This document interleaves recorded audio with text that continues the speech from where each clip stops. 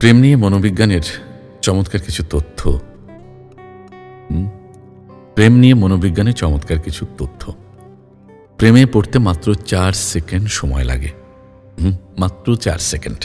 একে বলে লাভ at first cyst. কোনো একজনকে দেখে প্রথম 4 সেকেন্ডের মধ্যেই মস্তিষ্ক সিদ্ধান্ত নেয় আপনি তাকে পছন্দ করবেন কিনা। প্রেমে পড়লে মস্তিষ্ক ড্রাগের মতো প্রতিক্রিয়া দেয়।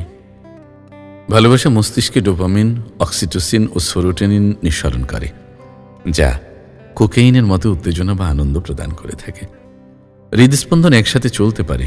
প্রেমে থাকা দুইজন মানুষের হৃদস্পন্দনের গতি অনেক সময় একই রকমের হয়ে যায়। একে বলে ইমোশনাল সিম্ফনি। চোখে চোখ রাখলেই প্রেম বাড়ে। একে বলে গেজ ইফেক্ট। কোনো একজনের চোখে 2 মিনিট তাকিয়ে থাকলে দুজনের মধ্যে ঘনিষ্ঠতা ও ভালোবাসা বাড়ে। সত্যিকারের প্রেমে ভয় ও নিরাপত্তা একসঙ্গে কাজ করে। প্রেম আপনাকে উত্তেজিত করে, আবার একই সঙ্গে নিরাপদও অনুভব করায়। এজন্য প্রেমে থাকা মানুষ হলো দ্বৈত অনুভূতির ভারসাম্য। প্রেমে থাকা মানুষ বেশি ক্রিয়েটিভ হয়। সত্য কথা, কিন্তু প্রেমের সময় মস্তিষ্কের এমন কিছু অংশ সক্রিয় হয় যা সৃষ্টিশীলতা ও সৃজনশীলতা এবং কল্পনা শক্তি বাড়িয়ে দেয়। দীর্ঘ সম্পর্কের মূল চাবিকাঠি ভালো বন্ধু হওয়া। প্রেমের শুরুতে রোমাঞ্চ মুখ্য হলেও দীর্ঘস্থায়ী সম্পর্কের জন্য বন্ধুত্বই সবচেয়ে বড় ভূমিকা রাখে। একেবারেই তাই। এটা ভালোবাসার হরমোন। কাউকে জড়িয়ে ধরা, চুমু খাওয়া বা মমতা দেখালে অক্সিটোসিন হরমোন নিঃসৃত হয়, যা সম্পর্ককে আরো গভীর করে।